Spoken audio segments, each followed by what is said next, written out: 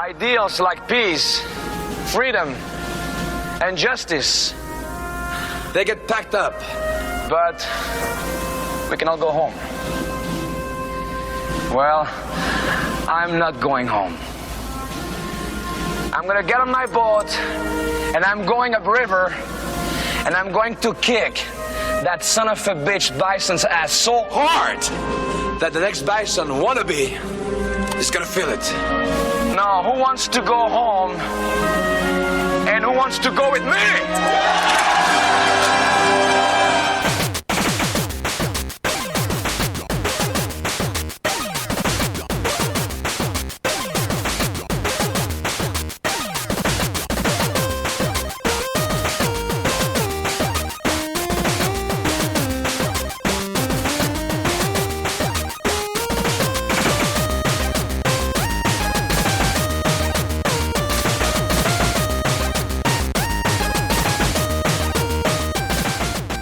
Welcome to the Rated G for Gamers podcast, episode 330. Before we start the show, we want to thank all of our wonderful fans who have supported us. And if you want to show support for the Rated G network, you can find us on Patreon at patreon.com/Rated G for Gamers. You can also find us on YouTube, Twitter, Instagram, and Facebook at Rated G for Gamers. And finally, please rate and review us on iTunes and Spotify. We appreciate all love. I'm your host, Dave Rutino, and this is my co-host, Dan, the podcaster formerly known as Classic Robinson. What's going on, man? Well, Dan, I know that you're a happy camper right now. I think. No, I'm super happy. I think you have an update to an old story. No, It's it's not a story. It's not a story. It's not an old story. It's a tale. The Game of Grief from last week or 2 weeks ago. Mm-hmm. So if they fix, so we've never discussed this in the 7 years that we've did the show. We had Game of Grief was like an original segment we had on the show. And Oh yeah. we never mentioned if there was a grief that we had, if they fixed it, what did we call it? What did we call it? Yeah, that's right. That's right. Is there some sort of flag on the play? The ref reverses it. So What happens? No, well, so I said my old high school email that I still used was compromised, and I wanted to switch it up, but just because the name of the email was kind of cringy because it was from high school, so I wanted to switch it up, get like more of an adult style email. Were you Puffy fan 6969? No, Were you Mason Company? Rough Rider?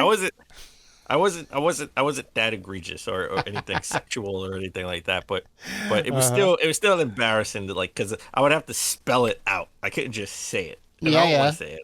I had to spell it out. No, we don't need to. Yeah. Yeah. So I wanted to change my primary email on all my accounts everywhere, right? And Limited Run didn't have an option. I Am 8-Bit didn't have an option to change your email account. So, I didn't really care about I Am 8-Bit that much because I got one game, Stray, right? And it'll get here. It's supposed to ship September 27th. Listen. I'm not I Am worried 8-Bit about is that. a great service, so. It is, but I'm not worried about that. I'm worried about Limited Run in the 12 games that still haven't been shipped to my house yet. I mean, that are sure. in production. Yeah.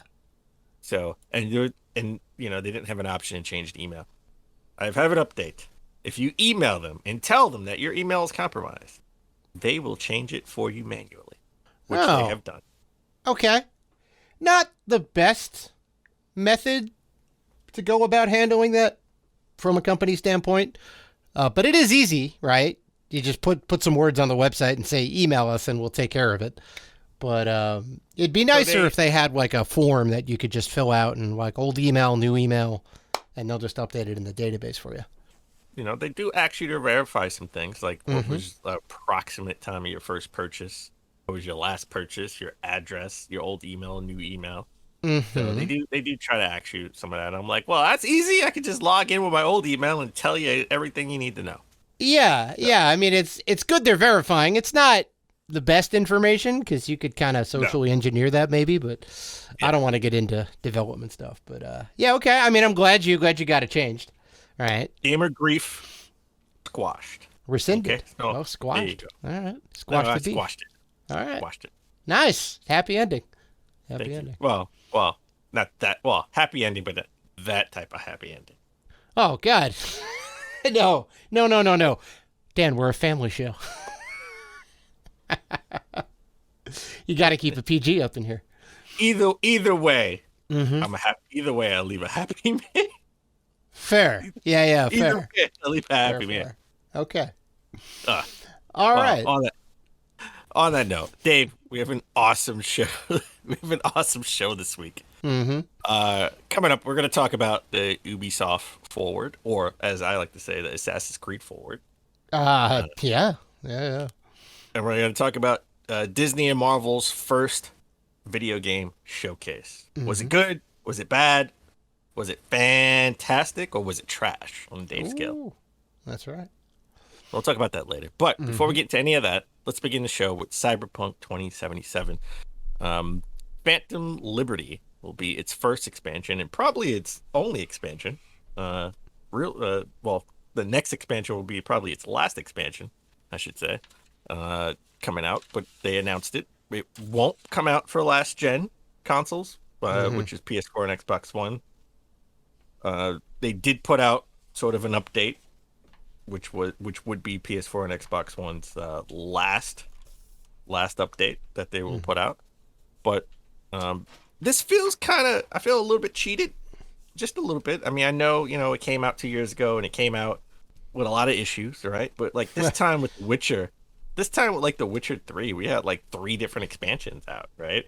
Well, there was 2 paid DLCs and like 11 to 15 content updates. Well, there that you were go. extra stuff as well as bug fixes and whatever else. So we did get a lot more. We've gotten, I think, 6 major patches. I think they're up to 1.06 or 1.6 is where they're. I think it's patch 1.6, which had updates for last gen consoles, current gen consoles, and then some PC performance updates and all that, as well as bug fixes and whatever else. So they've been kind of committed to fixing it. But you're saying this is going to be the first and last expansion? This is going to be. I don't remember if I don't think they put out another expansion, but this will be. If it is its first, it will be its last. They have no plans as of right now to put out any of the expansions. I know they are working on another Witcher game, right? Right. So, and they probably have other projects in mind that they want to work on. And probably want to get past the stigma of the Cyberpunk fiasco at this point. Well, yeah, I mean, 100% they do. The Witcher had the same trajectory, almost to a T. It was very poorly received when it came out, had a lot of issues, especially on console. They were committed to it. They were pod committed. They went the mile. They turned it into an amazing game, put out the definitive edition with all the content in it, and it went on to greatness. I think the game is obviously a lot better. We should note that. It doesn't really crash. The performance issues have been smoothed out more or less. And they've been adding a bunch of stuff and fixing a bunch of stuff. We're still missing some stuff that they promised us from the old trailers and the old press conferences and whatnot, which is sad, but I get that it's hard to do. They just couldn't implement it. They should have just left. I know, at the time it was kind of still current gen, right? Because people couldn't get the PS5 and the Xbox Series X, right? Yeah. So at the time it was kind of still current gen, and I get it would have been a terrible PR decision. But what's worse, putting out a game that's broken and not putting out a game at all, right? Like they should have at least maybe delayed it until the spring of 2021. Yeah. And Well, just put it out on current gen consoles and not put it on PS4. Yeah, it's a lose-lose situation, right? Because the fans are going to get mad either way. They're going to say, "How come you didn't put it out? Because you said it was going to come out," or you do what they did. They did put it out, and they're like, "Why is this terrible? We didn't ask for a terrible game." So you're not gonna. But you're right. Well, which is the lesser of two evils, right? Not putting it out, and I tell you why. Because the game they put out was unplayable. People couldn't play it anyway. It was. It had to be taken off the PlayStation Store. Yeah, it wasn't playable. So it's something that they should have just said, hey, look, this is what we're gonna do. We're gonna delay it till spring again. Yeah. We know, unpopular. It's only gonna come out for I mean, it's only going to come out for PS5 and Xbox, Series X, and maybe we'll put it out to PS4, or just say you'll put it out to PS4 and Xbox One at a later date, right? It'll come to PC. I wouldn't have even bothered with the last gen stuff because I mean, I know. Well, eventually, it could come out eventually. Like now, it could come out in 2022, right? It's playable at least. It's not. No, it is. It is. But now, like, we're getting to the point where you can get a PS5 and an Xbox One X or sorry, Series X or Series S. I will say, as a side note, there's a bunch of Horizon bundles, Horizon, PS5 bundles out there, right? Yep. The PlayStation Direct keeps restocking. Walmart, for some reason, keeps restocking, and you can see drops at GameStop. Periodically. Well, they'll have. You can get them at GameStop, but they make you buy $175 worth of. They make you buy a bundle, but it's in stores, which is a good sign, right? Oh, and sure. Yeah. Most definitely. I went to a Target. I was in Brooklyn. I was in Gateway, and I went to Target, and they had I know I'm exaggerating, but they looked like they had 1 million Xbox Series S's in stock. That's a good thing. That's a good thing, right? No X. I still haven't seen an X in the store. Right. I'm not gonna lie, right? But Series X, Amazon did have them in stock, so they're coming out. They're available. Yeah. I'm just they should have Cyberpunk. Shouldn't have came out PS4, Xbox. I mean, One. I know. Canceled that. I know. I'm kind of with you. Yeah. It's just a bad spot to be in. They bit off more than they could chew, I guess. Well, we'll talk about games that are in stock at GameStop. Did you see the GameStop listing for Elden Ring? They had it listed. I did not. For $189.99. It was hilarious. Like it was $189.99. Yes. What was the game that they were overpricing back in the Wii era? What was the Wii game that they were overpricing? All of them? No, it was like a Xenoblade Chronicles game, or there was a game that came out on a Wii, and it was in short supply, and they were charging people up to the wazoo, even the used copies. It wasn't Fire Emblem, was it? Or like it was either Fire Emblem or Xenoblade. It was Xenoblade Chronicles. I think it may have been Xenoblade. Yeah. No, I think you're right about that. Yeah. So when I saw this, the first thing I thought of, I was like, "Oh my god, it's just like the Wii game." Yeah. Right? But then I thought, I had to do a double take, and I'm like, "But Elden Ring's not hard to get." No. Yeah. Looking at the article that we're referencing here, they posit that it was meant most likely for the special edition, which was like a $300 situation, right? But then you can get a used copy for 2/3 the price, if that's the case, which is a great deal if you want everything that's in the bundle and it comes complete, even though it's like already opened. And I think that's the most likely case. But what happens to someone who actually buys this and says, "I really want Elden Ring, let me buy it from GameStop"? Well, no one's gonna buy it. I mean, I guarantee you, there's one person, Dave. There's one person. All right, find me that person. Show me the receipt, because it'd be very hard. Like, even if you're like, "Nah, I just really want it," right? Even if it was the only copy in the store, it was a used copy of the regular version.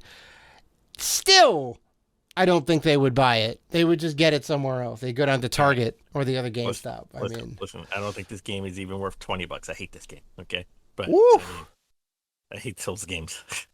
And I played it. I know. Congratulations, Dan. I'm very happy you tried it, and I'm happy that you tried it. You understand that it's a beautiful game. It's just not for you. It looks stunning. It's just terrible. It's very good. I would love to just turn myself into a bird in the game and to fly around and not have to deal with any monsters. Right.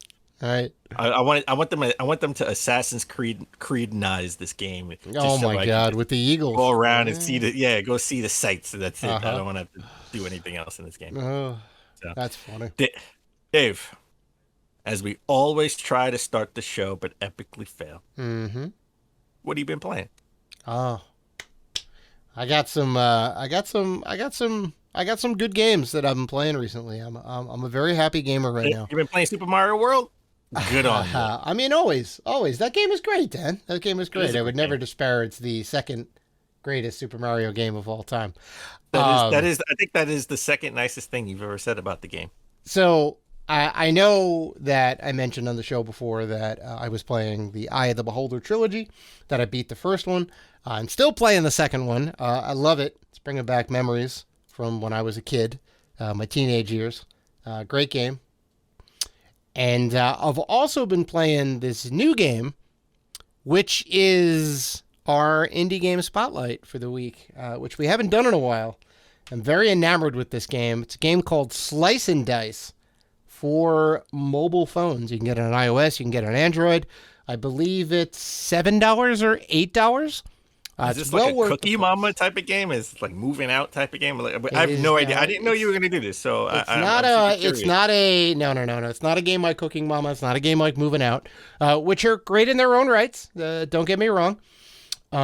So if anybody follows Game Maker's Toolkit on YouTube, they're a very good show. I've talked about him a couple of times. He does a game jam every year, and he'll set the parameters. Like he'll say, okay, it's going to be a 2-day event. So you have 2 days to make a game from scratch based on the criteria, and you need to submit it. And then he does a whole like review of the games that he liked the most, and maybe some runner-ups and whatever. And he went through a bunch of stuff. And one of the mechanics was, I think, dice was the stipulation this year. And it could be anything, you know. It could be like rolling dice. It could be like using dice as like the main character, or like rolling around on a field as like a thing of as like a die. You know, you can get real creative with it. It's not just like, oh, roll some dice. Oh, I got a 5 and a 6 or whatever, right? Okay. So based on that concept, somebody put together this game, I believe, like in 2 days, which is like insane. But it's a Jesus, how do I even describe this game? It's an RPG roguelike with dice. It's a dice RPG roguelike game? Yeah, kind of. Okay. So what it is... Well, first, when you first said the name Slice and Dice, I thought you were talking about, you know, like you're gonna have meat cleavers, or you're gonna be. Oh yeah. Well, slice referring to, you know, the swords and axes, and dice referring to the mechanic for which you get your abilities, right? So you get a party of 5. If you do the main game, you get a set number of characters. You can do a custom game where you can choose your starting characters, which is cool. But you get like the rogue type, you get the warrior type, you get the like tanky paladin type, you get the healer type, and the magic user type, right? There's like 5 semi-distinct characters, and when you look at their stats, like every side of the die has an ability, right? It could be like slice for 2 with a sword, or block for 3, or whatever it is. Some sides have no abilities depending on the character or the level of difficulty. They'll kind of change some things around. And if you're playing like a normal game, you get 3 dice rolls, and every time you roll the dice, you can be like, I want to keep this one, and this one, right? Or you can keep all 5, or you can re-roll all 5. You can kind of take a chance if you didn't get good abilities. You can save certain ones, so every character has their own set of die. They each get 1, and they have like the 6 sides to it, right? And the neat thing is that you know what the enemy is going to do, because they roll die as well. So they roll, and then they do their attacks. They say, this wolf is going to attack the rogue, and this wizard is going to attack the cleric, or whatever it is. So you know where the damage is going to go and what they're going to do. So you strategize, how do I get the optimal outcome here, right? How do I not take damage, do the most amount of damage? How do I set my characters up for success? Because you got to like make sure that everybody lives, or as many people live as possible. So you go to the next level, and there's like 20 levels in the game. It's really neat. And you can undo any of your moves. So there's like 2 phases. There's the die rolling phase, and there's the battle phase. In the die rolling phase, You roll the dice, you keep some, and then when you roll it again, you can say, well, maybe I don't want that die. So then you can put it in for like the final roll of the die, which is kind of cool. And then when you're attacking, when you're doing all your moves, you can go all the way back to the first move. You can go, oh shit, I messed up because this guy's going to die. Let me try something different and try and work it out. Because you want to make sure, you want to try and keep everybody alive, or at least maybe do the most amount of damage, sacrifice this character. So that's like super neat. And then after every battle, every other level, so starting at the first level, your first reward is like a character upgrade. So it'll randomly give you options. You can turn this character into this upgrade and they get more powerful, right? Then the second time around, you get an item. It's either a random item or one of two set items, which will change the way the die work or give you like anti-venom against poison. Like there's tons of really cool stuff in this game. The only downside with it is I've already beaten it on normal and hard. I'm on the hardest difficulty now, trying to get through it that way. But I want more. I want more. Yeah. That's my negative. But this isn't like a gotcha game, right? So you paid one price for this. Yeah. You pay one price. It's like $7 or $8. You get the whole entire game, and you can play the demo up to the first 12 levels to get a taste of the game, which is awesome. That's really like cool. Like Yeah. There's no gotcha mechanics. There's no microtransactions. You can't buy extra stuff. Well, there's the problem. You won't get more. Well, I mean, if they do like DLC, right? Okay. They do traditional style DLC where there's like, here's a pack update, right? Maybe they up it to level 30. They make more classes, give you some more options. Like, it's really fun. I'm still into it, but I just wish they had more. All right. I see you like dice and card RPG. Like, you're a big RPG guy. You're an RPG fan. Oh yeah. Trust me, king of RPGs. And they're getting real weird in a good way, like the Slice and Dice or like Slay the Spire or Inscription. Well, Inscription's on a whole other level, but I mean, there's so many good games that are like RPG mixed with a bunch of other stuff. It's really cool. Love it. Okay. So.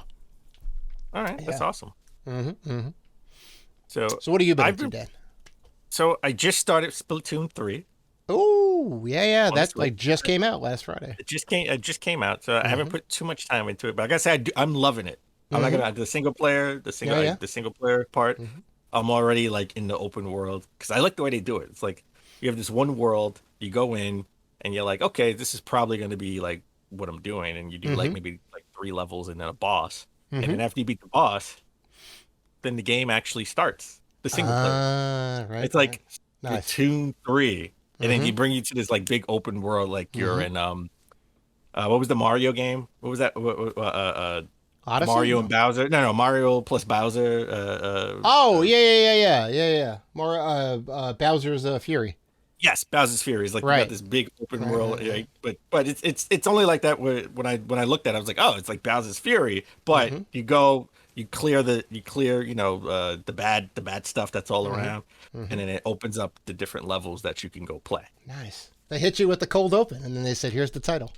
Nice. You beat like maybe 3 or 4 levels, and I guess it's like a tutorial sort of to show you like how to use how to use your abilities, and then you get a boss battle, which I'm not gonna lie, was easy. I'm not saying it was hard. It was easy, but it was like. Sure. Well, what the hell do I have to do? I don't understand. Like he's like, it lasted a little bit longer because it was like how to try to figure out like, his weak points. It was so easy. I had to throw my little companion. I didn't realize you had to throw your little companion so he could block. So he could block because it was like sort of like vacuuming the ink away from me, so I couldn't hit it. And you have to throw your little companion guy so he can block him from vacuuming your air. It took me a while to figure that out. I was like, why can't I hit this? Well, I hit him a few times. Why can't I hit him now? I don't understand. But anyway, besides that, I love it. It's awesome. I can't wait to play it. Okay. I've been playing Saints. I've been playing all 3 major consoles, by the way. So I've been playing Saints Row on my Xbox Series X. I understand why people think the game isn't great and it's not great. But it's fun. I think it's fun. I think it's fun. It doesn't have a deep story by any means. The story kind of sucks. Well, it's silly. they didn't. I guess they didn't rework it from the first one, right? They just kind So of. you just well, I never played the first one, Okay. so I don't know. But you go around, and you do jobs like robbing a bank and robbing a store and run away from the cops and you do stupid stuff like that. I think it's okay. I think it's cool. It's not something that's going to keep me for a long period of time. But if you want something fun just to jump into, it looks crazy. It's very colorful, artsy. Again, it's.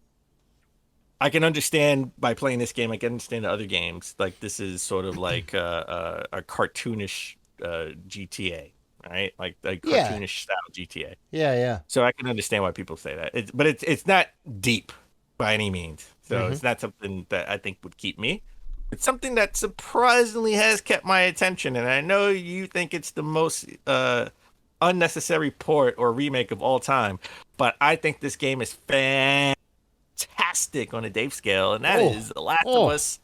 The Last of Us Part 1 for the PS5. I said I wasn't gonna buy it. Oh. I ended up buying it. Oh, and I end up playing through it. I'm almost done. I have like another 2 hours left. Listen. And I never beat the original. By the way. Oh, well, there you go. So I heard it was beautiful. I heard the mechanics are better and all that, but It's the mechanics are The Last of Us Part 2. It is. Yeah, which is great. I'm sure it's a great experience, but the AI is better, so the monsters, react better than they did in the original game, even in the original. And that's great. And I love that that's there for new people who maybe didn't have a PS3 or for some reason didn't get to play it on the PS4. But it looks way better than the PS4 version. I gotta say. I'm sure it is. I'm sure it is. I guess my biggest gripe is a $70 price tag. I'm not going to argue with that. Okay. I'm not going to argue. With that. $70 is a lot for a game that came out in 2013 with admittedly very nice visuals, but for a game that came out in 2015 and then the remastered version came out in 2013. And then the remastered in 2015 came out in 2015. Yeah. Right. So and they also took the multiplayer out of this part 1, and they're still going to charge you $70 for it. They did. And I hope you got the single player DLC. It comes in it. It comes with it. It does. Okay, good. Yeah, it comes with it. Because that's actually really cool. The extra story with. I actually played that, and I almost beat that compared to the first one. Like okay. Yeah. So, all right. With that said, let's take a break. When we come back, we'll get into the top gaming news of last week.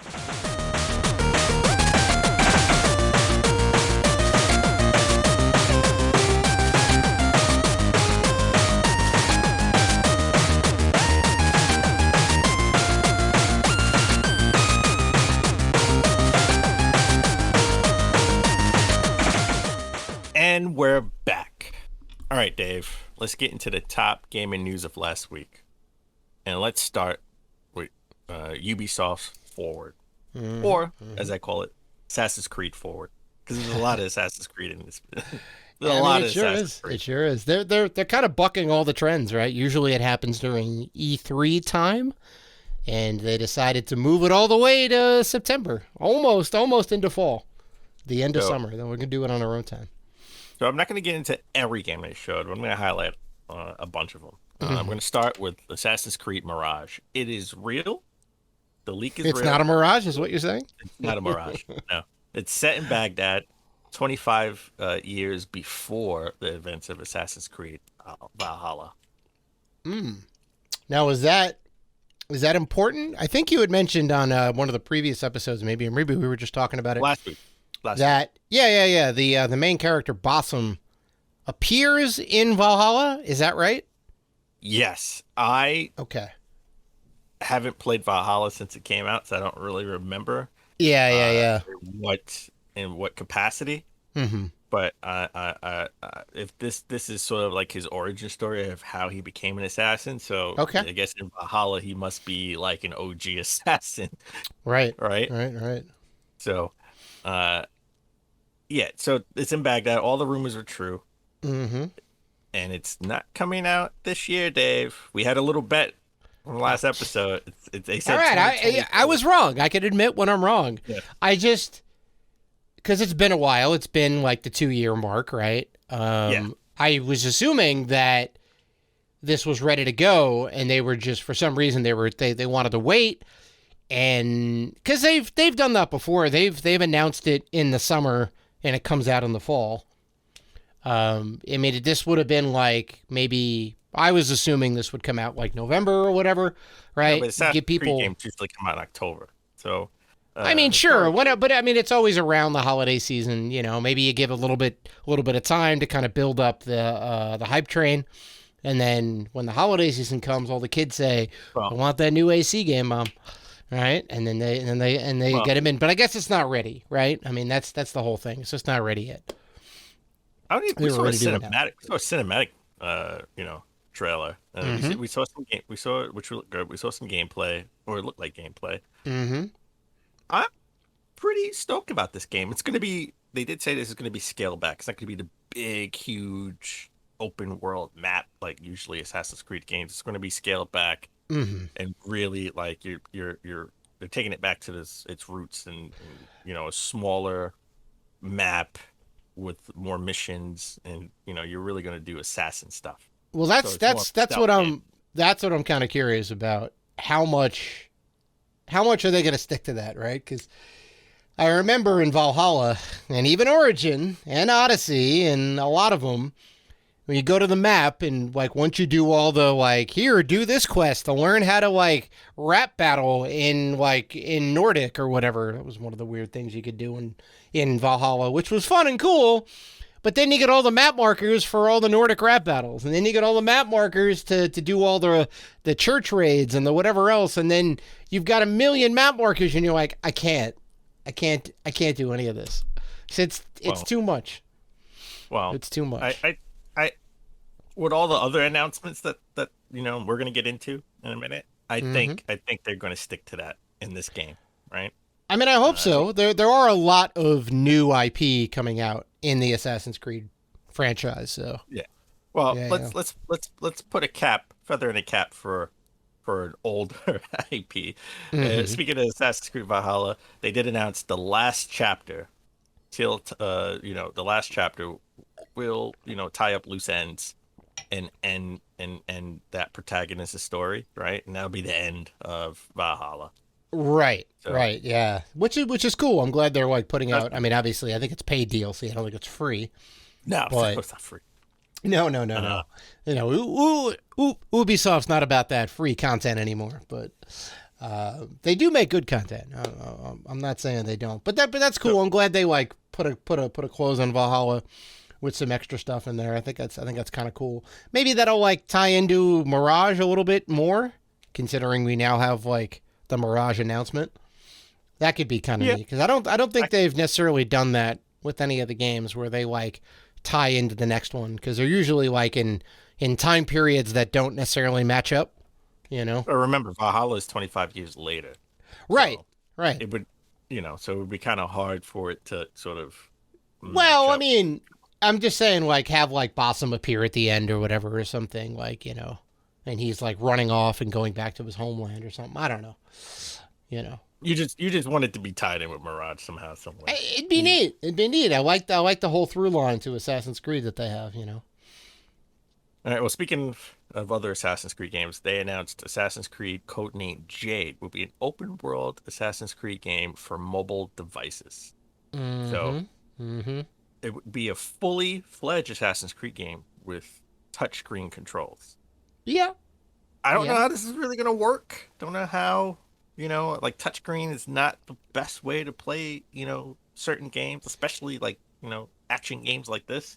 Yeah, you do need to swipe to sneak and stealth, and then, swipe up or swipe left. Or diagonal for assassin I was just kill. Gonna say, yeah, you gotta build it for the medium, right? You got to build it for mobile phones, and it's all about. I think you're right. Swiping will be a big thing. Doing different gestures to do different attacks and whatever else, or to climb up a wall and whatnot.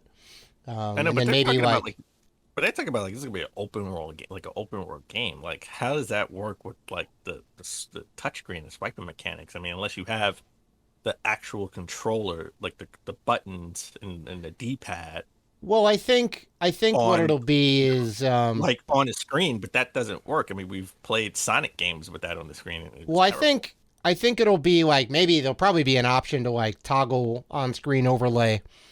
But I think the only thing that would be like a hard button maybe or like a dedicated section would be like the left thumb or maybe the right thumb if you want to be like accessible and have it flip to the whatever side, but you have a corner of the screen that's like moving around your character, right? And then everything else will be gestures maybe. You know what? That's true. I forgot that, we always move the character with with our left hand. Yep. All right. Like Yep. there's no backwards controller or, reverse controller where the D-pad's on the right side.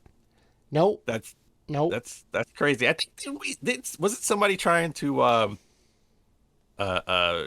fundraise to get that? Didn't we when we went to Portland a couple of years ago, many years Oh ago? yeah, that's right. The guy come up to us and said he wanted to kickstart like, left-handed controllers. Yep. Yep. I remember that. I think I actually still have that guy's card. That's funny. That was like a really cool idea, really nice ambition. I wonder what happened to that.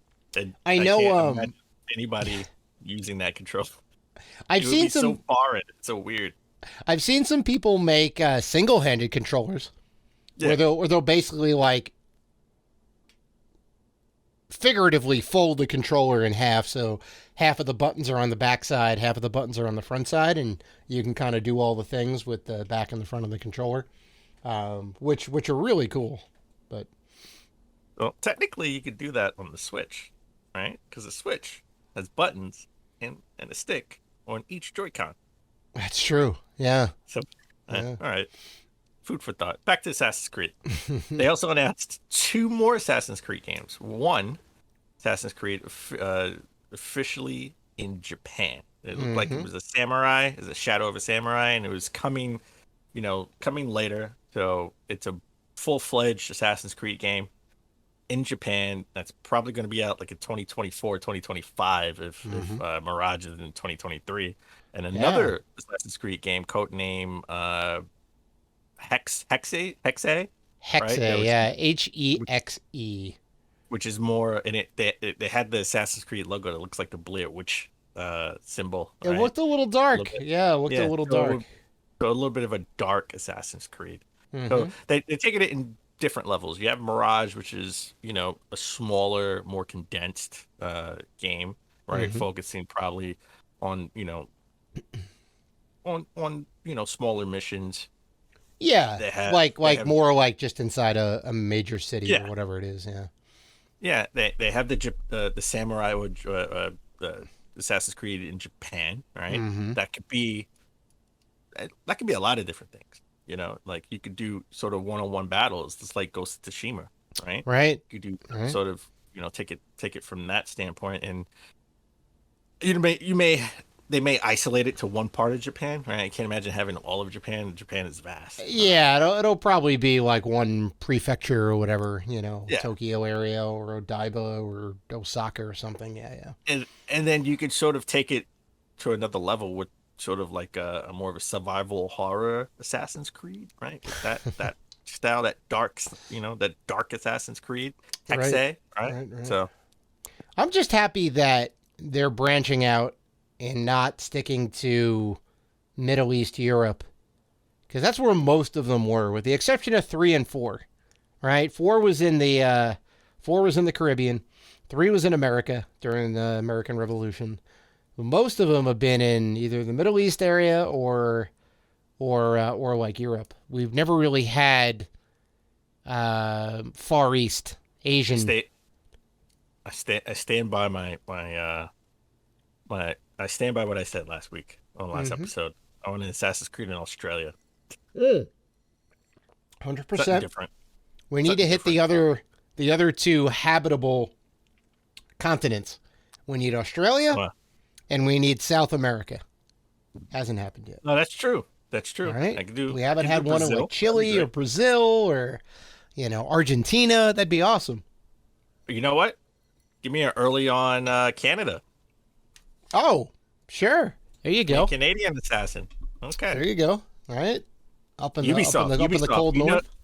Ubisoft, we know you don't put out stuff DLC for free, but this advice that we're giving, this is $1 million advice. It's for free. You can have that. All right, so let's move on. They did talk about I almost said Rayman. Mario and Rabbids Sparks of Hope. They did talk about other things in Assassin's Creed. Yes. Rayman, yeah. Mario and Rabbids, Sparks of Hope. You're mentioning Rayman because Rayman is it will now be a playable character. Yeah, teased as DLC. And DLC, later DLC, they have other things that they, other big ideas that they couldn't show us, but they did show us sort of. I love the way they do it. I love the way they teased it with like just the head of Rayman, not the whole full face with Rayman. They had Mario with the hat. They had I think it was Princess or the Rabbids, right? And then they had Rayman in the middle, and it was like, oh, okay, all right. So we're gonna have Rayman and Mario team up. Yeah. It's looking really good. They're putting a lot of cool new things in there. You can play as Bowser now, which is great. You can play as Rosalina, and they have a slight jump mechanic. He could jump on people's heads. Not quite like he did in the games, but it is a mechanic that you can, utilize. Yeah. So I'm psyched. I want to get the games coming out in October. It's a game I'm not psyched about. That they didn't do anything for me. They did talk about Skull and Bones, and they did show off that you can customize your ships, right? Yay! More microtransactions. Yay! There you go. $10 to make it green. Yeah, I just, I mean, I'll read the reviews. I'll watch the YouTube videos. This is coming out the same day as Sonic Frontiers. Which one will you be buying? Well, we'll see about Sonic. I'm cautious about Sonic Frontiers, but I'm more excited about Sonic Frontiers because that is a game that may have some microtransactions with like customizations and costumes and whatnot, but I know it's not going to affect the core game. There'll be a full game, kind of like Breath of the Wild. You go in this big open world, you do random missions inside the Sonic universe. I'm excited for that. Hopefully it turns out well. The Skull and Bones is... because it's free to play, so they're gonna nickel and dime you on all this stuff. Not about it. Then it wouldn't be a Ubisoft event if we didn't have Just Dance. Yep. It was announced coming out during the holidays. They did not see a Wii or a Wii U logo. End of an era, Dan. End of an era. The end of an era. I could be wrong. They still could release it, and I will buy it. Now, are you upset? Or are you relieved that you don't have to buy the Wii version? I am so relieved. I'm spending $60 on a damn Just Dance game for the Wii. Okay. Ugh. Can always wait till it goes on sale. I mean, it may be sold out. You never know, because no one's gonna buy it. That's true. Yeah. And then you got they did talk about the Division. They're gonna get an expansion, but they did mostly want to focus on the Division for the Division 2. Yeah. Yes, there's an expansion for Division 2, but they did focus more on the mobile game. The Division mobile game that they talked about. Wasn't excited about that, but it was, I thought it was a good to mention. They also talked about Brawlhalla. Brawlhalla is getting a crossover with Castlevania. Now, Brawlhalla was that Smash clone. Is that Smash Brothers clone? Is that Smash clone? It will not die. And it's definitely not dying now. It has the crossover with Castlevania. Castlevania characters. I remember when we were at PAX a couple years ago, and we met up with friend of the show Matt, and we walked by the Brawlhalla booth, and I was like, I think we kind of both said like, I don't know how Brawlhalla is still a thing, because at that time they were like introducing some new DLC, and they had a big booth, and there's a bunch of people there playing, and I'm like, I don't know, I played it, it's okay. It's no Smash. Don't they have like Ninja Turtles in it or something? Now they have the Turtles. They have Adventure Time, right? Batman. Batman. There's Batman in there. There's you can play as John Cena from the WWE. Dan, come on now. There you go. I saw him in the game. I saw him. There you go. It is, but they have Juan from Guacamelee. He was one of the OG ones. Oh yeah, that's right. I forgot about that. Street Fighter Shovel Knight. crossover. Shovel Knight's Shovel in Knight. there. Yeah, it's Shovel huge. Knight. It's Right. huge. I looked it up. They have over 50 characters that you can get for this game beyond like the base game. Still putting out stuff. And now, now we get Castlevania crossover. Because they couldn't That let. shows- They couldn't That shows me you're let. excited. That shows me you're excited. No. I'm not excited. I'm amazed that it's. I'm happy for them. Right. I'm happy for you. All right. But it's. I'm Kanye right now. I'm Kanye right now at the VMAs. Right. And Brawlhalla's up there winning the award for best innovative video game or whatever. And I come out on stage and I snatch the thing. No. I'm gonna let you finish, but Super Smash Brothers is the greatest combat fighting game of all time. So you just compare Brawlhalla to Taylor Swift, so that means they're gonna start hitting some home runs with some hits now, right? I mean, you know what? It's gonna jumpstart. It's gonna jumpstart Brawlhalla 2 and Brawlhalla Racing and Brawlhalla Mech. Listen. Brawlhalla RPG. Come on, it's gonna kickstart the franchise. Kanye wasn't wrong. Beyonce had a banger album that year, but you can't do that because Taylor Swift also had a really good album, and I was like, okay, it goes to Taylor, it's fine.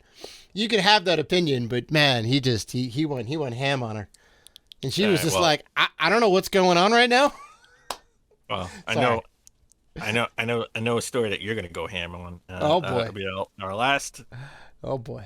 Part of the Ubisoft event. They did mention a partnership with Netflix. Mm-hmm. They have a live action. They're gonna have a live action Assassin's Creed adaptation alongside 3 mobile games. One based on Assassin's Creed, Valiant Hearts, and Mighty Quest. So, and they will all be exclusive to Netflix mobile gaming app. Okay. So you said where are the games? You said Dave. You said no. Where are the games? I know. They're here. They're coming. And I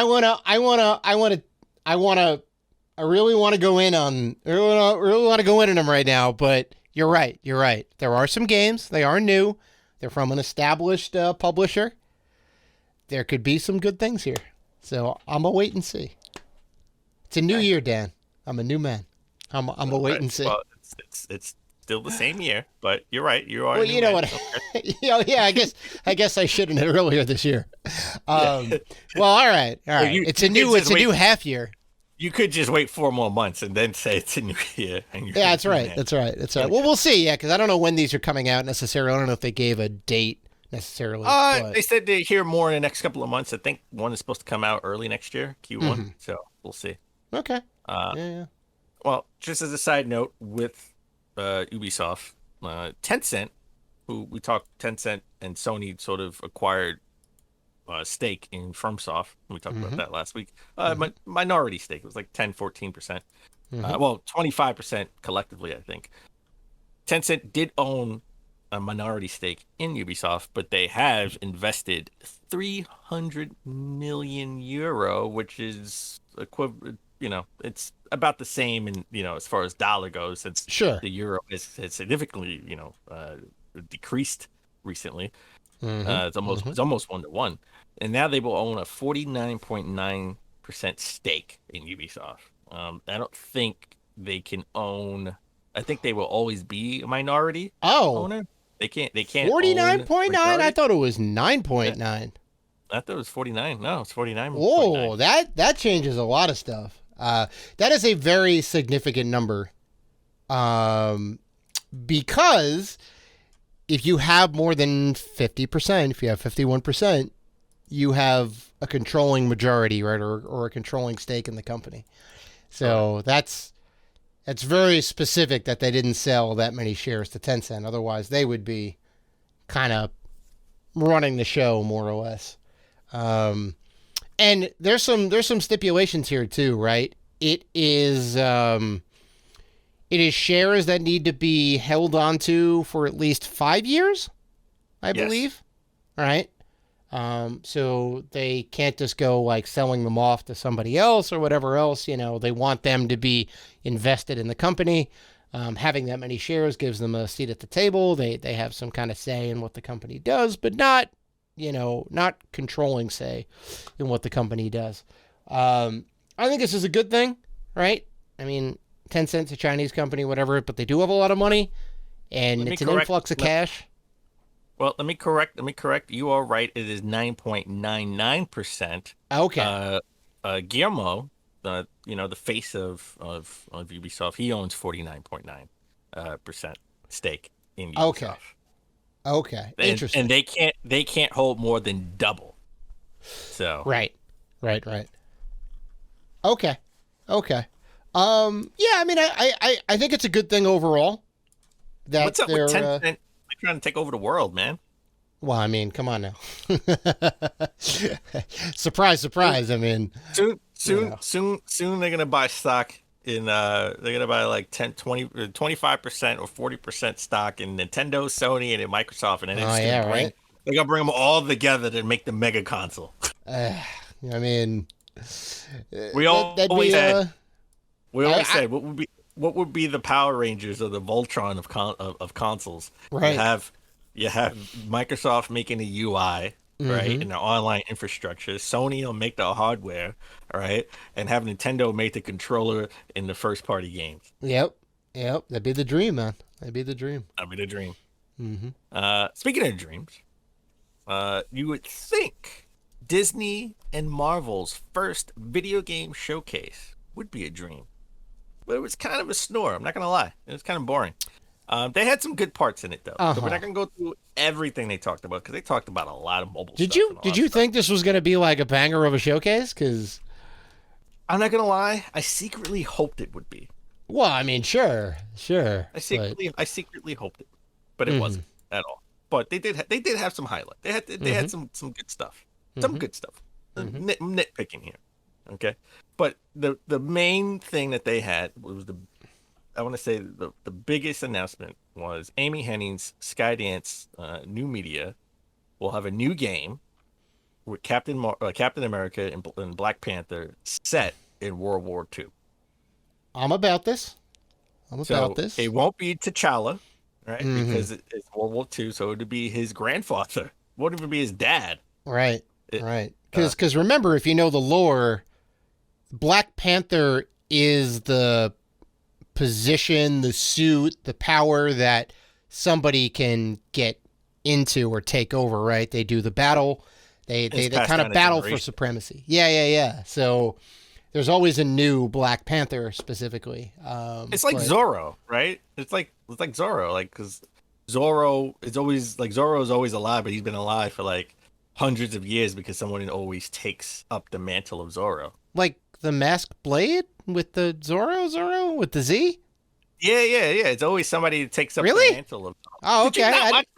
Did you not even watch the first movie with Antonio Banderas? The Mask of Zorro? No, I'm sorry. Yeah, the old Zorro died. he took over the... Wow. Dan dropping lore right now. I don't even know. I'm out of my league. 1997, it was a great movie. I love that movie. I don't know. It just didn't really speak to me, but maybe I'll have to see it. All right. Yeah, bangers that year. He had Zorro. He was the assassin against Stallone in that Assassins movie. I thought that was a great movie too, by the way. The movie called Assassins? Was it called Assassins? I don't remember. I think it may have been. I just started high school. I don't remember. Yeah. Right around that time was From Dusk Till Dawn, which I think he was also in. Right? It's a very good Quentin Tarantino movie. And I don't think he was in Dust. No, he wasn't in Dust Till Dawn. No? I think he was in Desperados. He was in Desperados. Oh, Desperados. That's it. Yeah. You're thinking of George Clooney. George Clooney was in Dust Till Dawn. Yeah, and was a bunch of people in that movie, but no, you're right. Selena. Right. Rest in peace. But okay, so back to this. We're getting off track. We haven't really heard anything about the older Black Panthers, right? Right. We don't know anything. I'm sure there's a comic book. I'm not a comic book connoisseur. I'm sure. There's a comic book that talks about the older yeah. Black Panther, T'Challa's grandfather. But Amy has sort of a blank canvas to work with, right? Like, you could maybe take some inspiration from whatever was in the comics and work with that. And then, Captain America this is in World War II, so this is not a Captain America that's been on ice for 50 years and he's trying to learn a new world and how to navigate a new world with new technology. This is Captain America in his own time period. Like, he can act normal because everybody's just like him. It's an origin story, baby. Just gets his powers. He's like, oh my God, what's going on? Right? So he's not going to be, he shouldn't be awkward in any way, right? Like, he's a little awkward when he's like, talking to Iron Man or anything, because like he's not from this time. Right. He's like, what is all this stuff? I don't know. Yeah, so this is Captain America in his prime, in his heyday, right? Well, I wouldn't say he's learning to be Captain America, right. And this is a time where patriotism is big, right? Right. World War II, that's everyone's all about the Allies. Let's go. But I am super hype. I mean, Henning is great. I'm just saying this game won't have co-op though. So this is a complete single player experience. No couch co-op, no online co-op, none of that stuff. I'm actually kind of happy about that. Amy Henning is known for her story writing. So I think, given all that, you'll probably be swapping between the two characters a lot, right? You do the Captain America bits, you do the Black Panther bits, and the stories intertwine. Sometimes both characters are on the screen at the same time, maybe, but it's all kind of set up to like tell the story.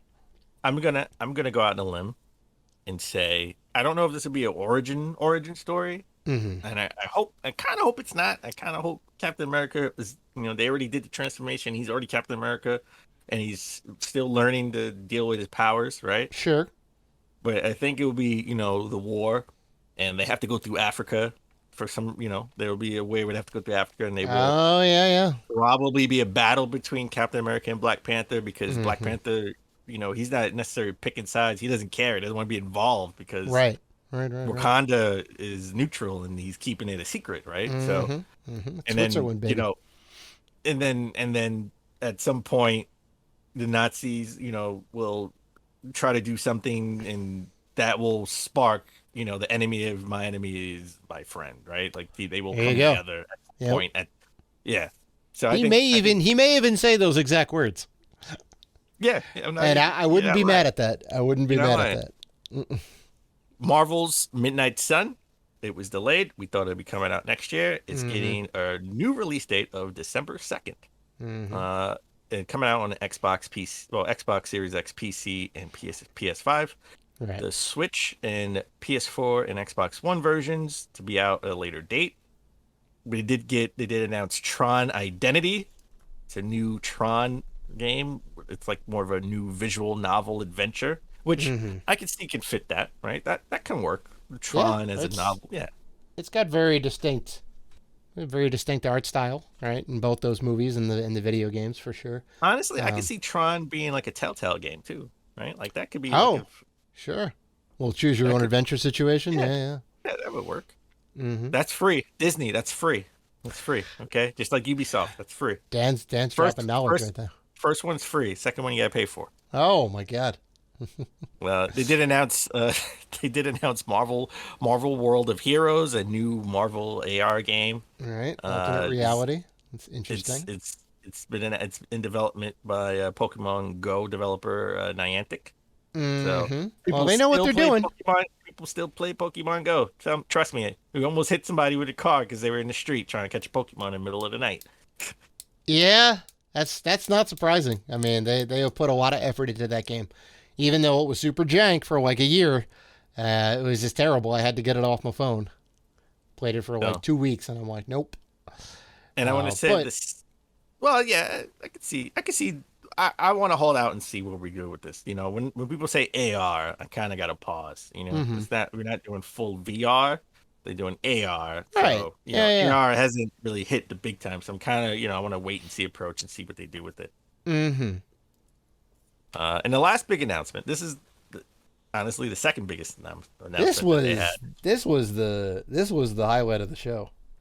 Gargoyles Remastered was announced, and that was a 90s platformer that came out on a Genesis, but it's gonna be coming out now on modern consoles and PC. Yeah, no further details as of yet, but this is cool. I hope we get a physical edition. For people, well, 100%. For people who don't know, Gargoyles was a Disney Afternoon cartoon about New York City gargoyles that came to life. You know, like if you look up at the old Art Deco buildings and whatnot, usually they have big ornamentation. Sometimes it's eagles, sometimes it's like gargoyles or cats or whatever, and like these are gargoyles that like come to life and keep peace in New York. It was a great TV show, and famously, personally, my friend went as Demona from Gargoyles one year, and I went as Brian Fury from Tekken. And we had a contest because I'm like, wow, that is an amazing costume, but I don't think people are going to know it that well. And we had a little contest, who would recognize our costumes more? And she beat me like 4-1. I was like, come on. I'm like Brian Fury's not a deep cut. He's not that deep cut of a Tekken I agree character. with you. I agree with you. I agree with you. I was like, come on, how do you guys not know? Come on. He's been in Tekken since Tekken 3. He's badass. Anyway. So let's switch gears to Xbox. Mm-hmm. So Xbox announced a new. Well, Microsoft announced a new Elite controller. This is not the announcement that we were waiting for. At least I was waiting for. I thought we would get a Series 3, but no, we're getting an Elite controller, wireless controller, Series 2 Core, which is just the controller itself for $129.99. And if you want to get the components, you can buy that separate for $60. And just for context, if you want to get and it's all by the Elite controller core is white with black grips, right? The Elite controller Series 2 is all black. So if you buy it, it will be distinguishable which one you have. Because they only make the full black. When they first came out, they had it in white, and now if you want to buy it in white, it's gonna cost you like $600. Yeah, I know. But I will say, just for context, the Elite Controller Series 2 all black is $180, right? So it's the same price technically. However, it's been on sale for the last couple of months, right? For $159. Yeah. Okay, so you're it's saving like $20 $20 on it. Yeah. You're saving $20, and I can't imagine it going back up during the holiday. Maybe it'll go up now and then go back down during the holiday season. So it probably doesn't count to buy it right now. Buy a Series 2 Core when you could just wait till the Series 2 goes on sale $20 cheaper. If you feel like you feel like you want the swappable sticks and you want the paddles on the back, which are great for first-person shooters and fighting games too, then definitely get the better one with the discount. Get the Elite 2 with the discount. And if you're a collector like me, you want to have the white controller with the black. So you just get both. Screw it. Yeah, so you do get an enhanced controller, just not the swappable bits, and you don't get the paddles on the back. That comes extra, but you do get the whole point of having this controller, technically, in my view. Well, I mean, you do get a better grip, right? You do get adjustable triggers. You can set them to like a short throw for first-person shooters, so you can fire just like a little bit faster. So you do get that, which is kind of nice, and some other like small little things. So it is definitely a step up from the regular $80, $70 like base controller that they have. And you know what? I need a damn new controller because my Series X, the right bumper, is not working properly. Oh, okay. So I've been using. Well, I was using my old Xbox One X controller, and that got a little gummed up. So then I opened up the blue Xbox One controller that my brother got me for Christmas one year, and that's still working. I don't know what the deal is with these controllers, but I could definitely do for I'm definitely due for an Elite 2. So I think I may get it then. I may treat myself. When you do that, you can play Halo Infinite. We won't play couch co-op together because you can't. They've canceled that. No couch co-op. But I think this is interesting. The Halo co-creator has announced that he will be working on Battlefield story campaign for EA. Now, Battlefield came out last year, all multiplayer, right? And it was terrible. Well, it was terrible according to the internet. I wouldn't know because I don't play multiplayer games. Now, not because there was no single player though. Let's just say that. Okay, well, for me, I think it was terrible because it didn't have any single Well, player. no. The game is not for you. That's what that is. You haven't even played it, so you can't say that you don't like it. Terrible. Listen, Elden Ring, terrible. I said it was terrible. I played it. It's terrible. Still terrible. The game is not for you. No, you even said earlier in this episode it's a beautiful game. Beautiful. It's just not for beautiful me. Game. It's just terrible. Okay. There's some beautiful, terrible games out there. All right. Anyway. There's some beautiful, terrible games. So yeah, this is Marcus Letho, co-creator of Halo, is moving over to DICE, working for the Battlefield. This is cool. I mean, he's definitely written some good stuff. He's taken Master Chief on some good adventures. So curious to see what they do. I mean that this means that the next Battlefield's going to have a single player campaign, because why would you get this guy over here? I know. There's that. And I'm excited for it. And guess what? And you know what's going to happen now that Microsoft, will own Call of Duty. And I know they said that they'll have Call of Duty. They will honor 3 more years of Call of Duty on at least on PlayStation past their already contractual obligation. So I think that's like 6 years, 6 or 7 years, probably. But this means probably Sony's going to go after the marketing for Battlefield. They're going to go. They got to do something. They don't. I mean, unless they're planning on bringing back Killzone or Resistance, Fall of Man. They probably will, or SOCOM.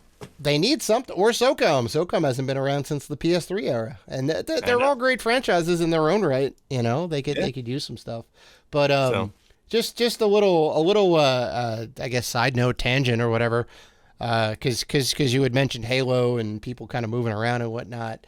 Bonnie Ross, 343 Industries founder and the head, Bonnie Ross is leaving the company, and ultimately, he has some family. He did say he has some family issues. She mentioned there was a family medical issue. Yeah, she said it was family issues. I feel like it's a lot of things. Because to be fair, if you want to look at the past few Halo games, starting with 4, there were problems. People didn't like the multiplayer of Halo 4 because it was too much like Call of Duty. They didn't like the story of Halo 5. The Master Chief Collection was a train wreck when it came out, and we all know how Infinite is doing. They're hemorrhaging players, and they can't get content out fast enough. There's a complete management shakeup. Oh, yeah. Yeah. So Pierre Hintz, he's the new studio head. Brian Koski, he's the GM of the franchise, and Elizabeth Van Wyck will oversee business and operations.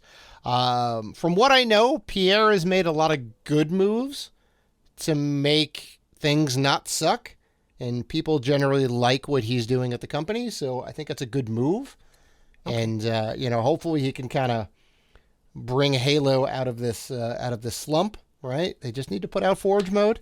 It's really like put out Forge mode, put out the multiplayer online co-op, and things will be a lot better.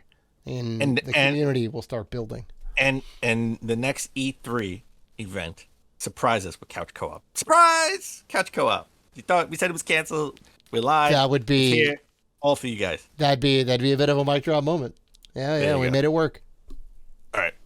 And then our last bit of news. This is sad, but I found the humor in it. The small percentage of humor in it, because I kind of think. Just take the little humor in it. It is sad though. Mm-hmm. Billy Mitchell. If you don't know who Billy Mitchell is, he's a legend, or he is infamous, depending on how you look at it. Yeah. Depending on whether you believe the stories or not. You think he's a legend, or he's just infamous, but he is famous. Yeah. He holds a lot of world records for a bunch of video games. he did hold a lot of world records. Well, yeah. Most notably Donkey Kong, which then got rescinded by Twin Galaxies, I believe, because. And we talked about it on the show. Yeah, yeah. There's a whole thing about it, but I mean that's his kind of claim to fame. He's a video game champ, an arcade champ, holds a bunch of records or had a bunch of records. Listen, there were lawsuits done. They claim he cheated. He says he lawsuit's did. Still ongoing, I think. and then he got the scores again, and he beat his previous scores, and they won't count it. Mm-hmm. It's a whole mess, right? Yeah. And I don't want to relive that, but I just want to give a little recap of who Billy Mitchell is. Mm-hmm. But with all that said, in the controversy surrounding Billy Mitchell claims a doctor won't see him due to his Donkey Kong cheating accusations. Yep. This is the world we live in now. Okay, now I know that's sad and that's fucked up, and you shouldn't discriminate, for any reason, right? Like, well, that's my take about it. Initially, I'm like, wow, that's like kind of funny, and I'm like, wait a minute, like he's going for like professional medical assistance, and this guy's like, nah, you cheated at Donkey Kong. I'm not gonna help you. So, but think about where we've come from. How far we've come, where, games were just for kids. That's a kid thing. Right. Only kids play video games, right? And think, let's just put this in perspective. We talked about World War II and the Nazis, right? We did? If you're How are you going to bring this around? If you're a Nazi, right, you probably, people would probably, refuse, your service, to give and rightfully so. I'm not. Listen. Yes. Yeah. Listen. Okay. There are people out there that will refuse a Nazi, right? Mm-hmm. Oh, you're a Nazi. I'm not gonna, give you my services. Yeah. Right? Let's say a doctor. Let's just stick with the doctor. As a doctor, there are some doctors. Oh, you're a Nazi. I'm not gonna help you, right? Or I'm not gonna see you as a patient. I should say. I'm not gonna see you as a patient. There's a difference. We have to there's a difference. Like if you're dying on the street or you're coming in the ER. They have to help you, right? But I guess if you have a private practice, they could reject, you as a patient. Like, it's sort of like a client. It's a free country, and it doesn't go against race, creed, sex, religion, or gender, which are like the protected classes. Yes. But let's just again keep this in perspective. So a Nazi probably not gonna refuse your service, right? I'm sure there's a doctor that's like, Lance Armstrong or Barry Bonds. You know what? You guys are dopers. I'm gonna refuse service to you because people love cycling, people love baseball, right? Well, and now we have a doctor that's like, I'm not gonna help you because of video games. You cheated in video games. We've come a long way, is all I'm saying. Okay, yeah. I mean. It's still screwed up, though. It's still screwed up. Well, it's petty on the dude. It is petty. It is very petty. Hey, you cheated at video games. That's the worst sin known to this universe. I'm like, nah, it's fine, right? Even if you cracked open the Donkey Kong machine and took out all the quarters and whatever, if I was a doctor, I would still help you. It's perfectly fine. But wow. Well, I hope that Billy Mitchell gets the care that he needs, because apparently he's got some issues going on, and he needs someone to look at him. So, but there's a ton of doctors who don't know who he is or who don't care about the thing, and will be able to help him. So, that doctor gets his free will, right? He can choose not to help him. That is your right in America. So, yeah, okay, yeah, it's a wild story, man.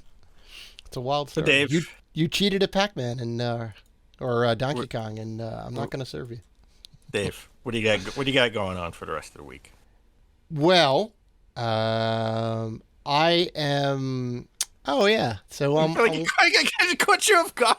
No. I have a lot of things going on, and I was just trying to think. Well, my favorite holiday, I think it may be number one. I think it beats out Christmas. It beats out Thanksgiving. Beats out Arbor Day. It beats out Labor Day.